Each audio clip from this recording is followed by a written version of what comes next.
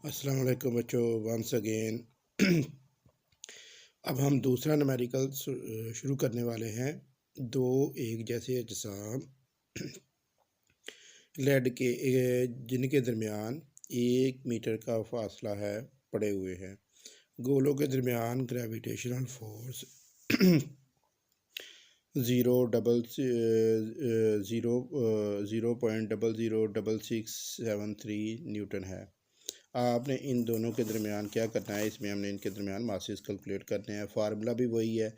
असल में ये सीरीज़ हमने पीछे देखी है, उसी सीरीज़ के ये कंटिन्यूड फार्मूला है। चलें अब हम न्यूमेरिकल डाटा इसमें से अखज़ करेंगे। सबसे पहले इसमें अहम बात यह है कि हमारे पास मासेस सेम है, तो इसलिए हमने M2 M1 और M को सेम ही लिया है। दोनों के दरमियान फासला 1 मीटर है। फोर्स हमारे पास 0.00673 न्यूटन दी गई है। अब इसमें हम फार्मूला लगाते हैं और इसे हल करने की कोशिश करते हैं।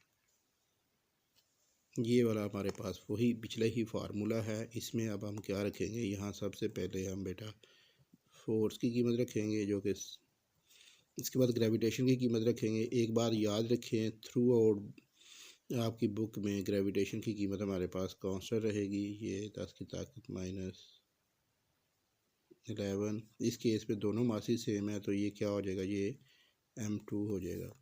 और नीचे हमारे पास 1 है, तो 1 का भी हमारे पास स्क्वायर है। तो आपको पता है 1 का मरबा ले, इसमें किसी किस्म की कोई चेंज नहीं आएगी, तो ये ख़त्म हो जाएगा। यहाँ पे सिर्फ ये नंबर बचेगा हमारे पास 0.6673।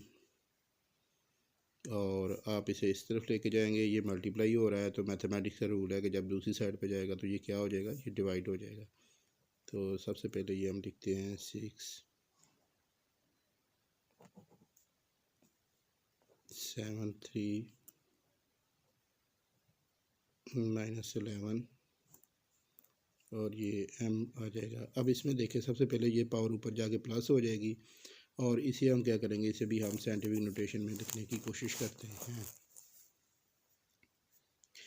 तो ये हमारे पास 673।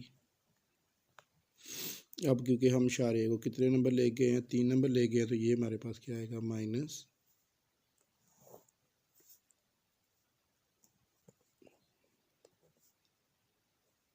ये राउंड ऑफ करके लिखते हैं। ये जो था ये ऊपर जा क्या हो जाएगा, हमारे पास प्लस हो जाएगा। तो बेटा ये हमारे पास क्या आएगा, 11 आ जाएगा। ये देखिए ये दोनों सेम नंबर हैं, तो ये एक दूसरे के साथ बैलेंस हो गए।